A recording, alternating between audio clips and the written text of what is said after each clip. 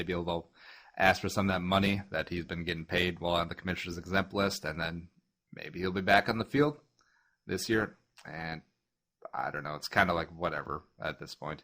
Even though I still stand by the belief that Adrian will not be a Viking in 2015, but that's more to do with his age, his cap number, and also the very low cap penalty it will take to move him, because I think they'll only take a $1.5 million cap hit next season if they trade or cut him. Yeah, you've been saying this for a while. So, I mean, given with the new things surrounding him, I could see where this would be an opportunity for Adrian Peterson just to get a fresh start somewhere else.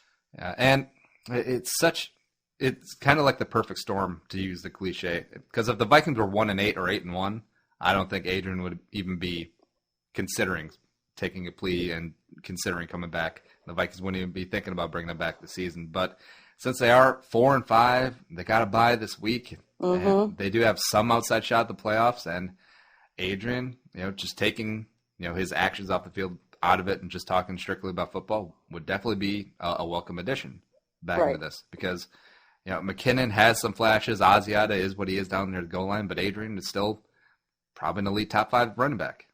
Yep. He hasn't shown any falling off prior to his absence. So, yeah, I mean, you got to believe it because you haven't seen otherwise. Yeah, but it'll be interesting to see what happens.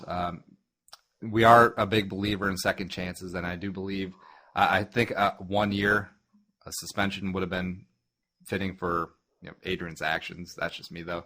A lot of people are going to see this as, he paid his debt to society, welcome him back with open arms, Skull Vikings, that whole thing. But a lot of people won't forgive him. A lot of people still haven't forgiven Michael Vick. Much different actions, much different degree of severity. I get it. But, some people just simply aren't going to forgive Adrian. And maybe the sponsors, maybe that whole thing comes back again. Maybe the politicians weigh in, and we got another mess. And Zimmer doesn't deserve that, especially with only 7 games left in this young season. Yeah,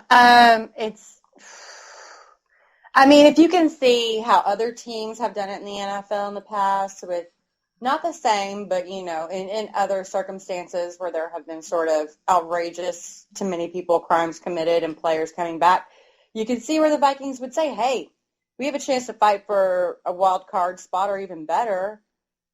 Let's bring Adrian in and fight for that spot and take advantage of the opportunity.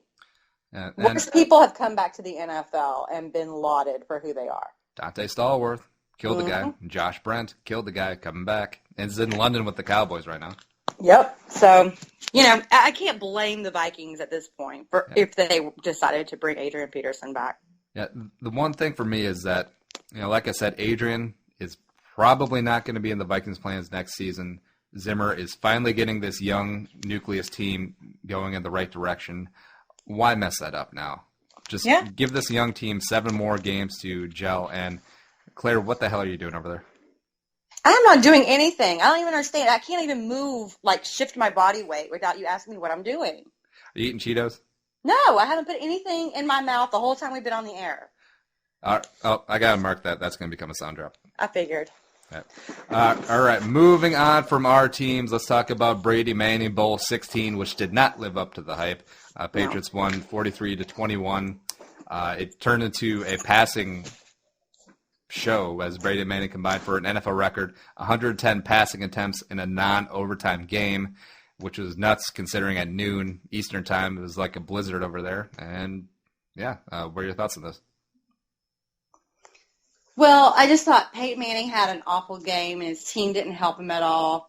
And of course he was going into a very cold Gillette Stadium where Peyton Manning was going in 2-7 at that stadium.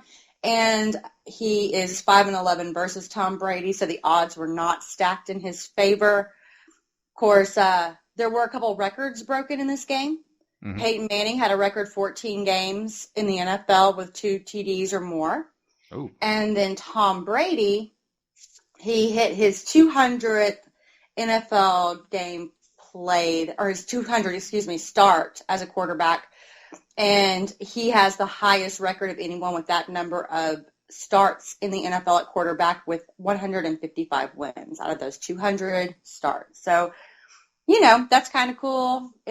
especially given the fact that it's Brady versus Manning playing each other during that game where that occurred. So, I don't know.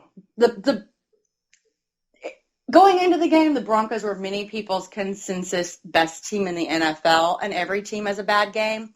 But you got to kind of think maybe New England is better than them. It's possible. And plus, this game is going to weigh huge the playoff scenes down the right line because the Patriots are 7-2, Broncos now 6-2. So if they end up with the same record, Patriots obviously get the tiebreaker, maybe get the better seed, maybe get the number 1 seed. Who knows? Yep. Who can say? And Peyton is now 5-11 all time versus Tom Brady. And you could argue that maybe a couple of the Randy Moss years aside, Peyton has always had better weapons than Tom Brady. And Indianapolis with Reggie Wayne, with Marvin Harrison, and then obviously with Denver where they're stacked. Yeah. I mean, you could make that argument. I think Tom Brady does more with less. And I think that most people would say that. But at the same time, I mean, you just look at game management. Peyton Manning is pretty close to what Tom Brady can do in terms of most games management. Omaha! You what? Omaha. Oh, Omaha. No one's ever heard that too much. I just need to go home and put a Bud Light in my mouth. Oh, that happened too. Yeah. And we talked about this last week, the whole facade of pitchman of Peyton and Russell Wilson and J.J. Watt, but yeah, I don't like it. I don't like how football players become, I don't know, like these cult heroes typically. I don't know. They're football players. Just let them be football players, darn it. Oh, but like J.J. Watt said to Mettenberger last week, this isn't high school. But then in the Verizon commercial, he's dancing at a high school dance.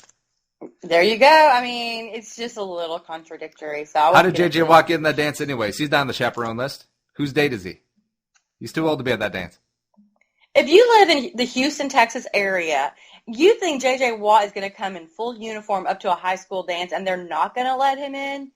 You're crazy, bro. That dude can get in anywhere in the city. He could run for governor today and be elected today. All right. Someone who can't run for governor or pretty much any elected office is Phillip Rivers as San Diego travels west to east for a 1 o'clock start game and gets their ass handed to him by the suddenly feisty and in the hunt Miami Dolphins, 37-0. Rivers ended up 12 of 23, 138 yards, 0 TDs, 3 interceptions, a QBR of 19.8, as well as a hand injury that caused him to leave the game early, and Kellen Clemens, the hero, comes in to finish the game. So no more Phillip Rivers MVP talk, it looks like. Well, that's refreshing because, honestly, if Phillip Rivers won MVP, then that would just be the downfall of society, I'm pretty sure. This is all of your Jay Cutler Bayisms. No, it's not.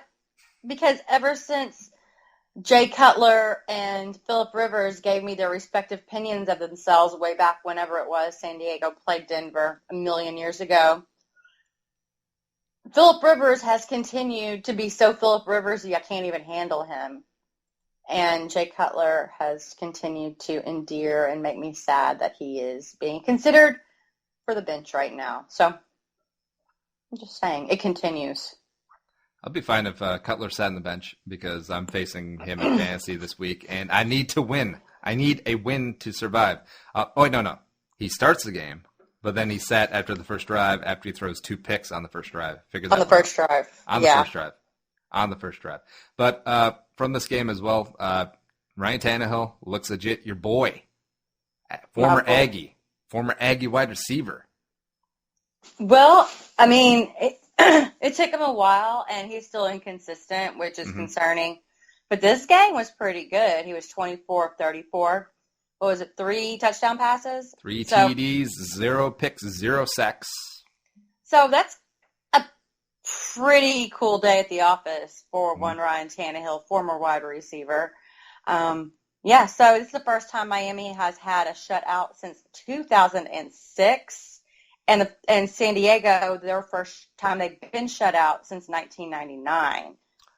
So this is the first shutout of Phillip Rivers' career. That's pretty nuts. That's too bad. Well, it couldn't have happened to a nicer guy at a better time.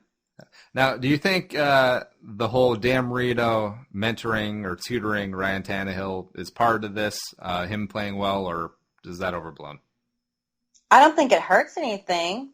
I also think that this Dolphins organization seems to thrive whenever it's embroiled a little bit. Mm-hmm. For instance, the wide receivers apparently have been quite unhappy even with the number of deep balls thrown, even though they threw like a 50-yard pass the week that was said, whatever. And they've been in the media talking about it and everything. And then, of course, you go back to last year or whatever it was with the whole incognito and bully scandal or whatever, and they played better whenever that was surrounding them. And I just find this Dolphins organization to be a little strange in the way it operates. But, hey, good for them. Beat the heck out of Phillip Rivers. I'm down with that action, boss. Also strange is Ben Jerome Ezekiel Roethlisberger. 12 touchdowns in the last 2 games, which is an NFL record. By the way, the Jets have thrown 8 touchdown passes this entire season. Whoosh. That's insane. And also, because you look at that. Go ahead, sorry. Also, I don't have the numbers in front of me, but I heard Matthew Berry say on their fantasy podcast, in ESPN standard scoring since 1960, this is the highest 2-game stretch for any player in fantasy history. Holy cow. That's pretty impressive. Which is nuts. And that's even considering, a couple of running backs like Clinton Portis and Jerome Harrison and Doug Martin put up 50-point games. That's pretty impressive.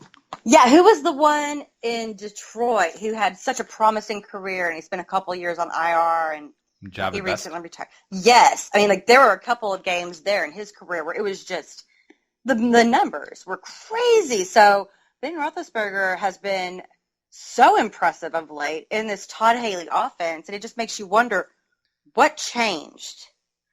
What is different now?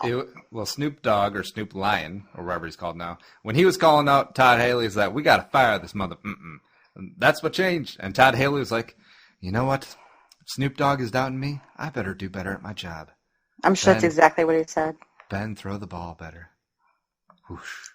I think it's just because Roethlisberger has a ton of weapons around now. You got Le'Veon Bell, of course, Antonio Brown, who might be the best wide receiver in the NFL right now. Might be. Martavius Bryant, something called that. Heath Miller is still all right and in the mix. Marcus Wheaton in there. And this Pittsburgh offense is rolling. And if this defense, they're very young on that side of the ball, even though they got Kiesel and the remnants of Polamalu, and they really suck at cornerback. And maybe LeBeau can get them going. These guys might be dangerous come playoff time. Oh, I think they are dangerous, and I think they will continue to be dangerous. There are teams, you just sort of learn about the mentality of teams the longer you watch football and just the way that they seem to operate, like the culture of the team. And when the Steelers are bad, they're awful. But when they play well, it's like everything starts clicking, and they just scare the pants off their opponents. And that feels like that's what's happening now. Remember when Mike Tomlin was the hot seat like a month ago? Yeah, right. Ooh, that's so warm. So warm. The good looking. I'm still bitter that he was the Vikings defensive coordinator. I think it was in 2006 under Brad Childress, and we kept Childress. Tomlin walked. But anyways, that's sour grapes. Also sour grapes is Dallas, because I bet Dallas to win the Super Bowl about 2 weeks ago. Oh, and this one loss changes everything? Or two losses change everything? Well, it mostly does, because Tony Romo, his back is more crooked than a politician. And, despite what Dr. Jerry Jones says, if you got 2 fractures in your back that was already surgically repaired, I'm not a doctor, but how can you go out and play this gladiator sport where guys are going to be targeting your back, which I kind of felt like it looked like in the Washington game, and you're going to go out there and try to lead this team to a Super Bowl? Just because Brandon Whedon's terrible at football, why is Tony Romo going to put his life health in jeopardy like this? I'm pretty sure going into the season that there were conversations had about what do we need at backup quarterback with Tony Romo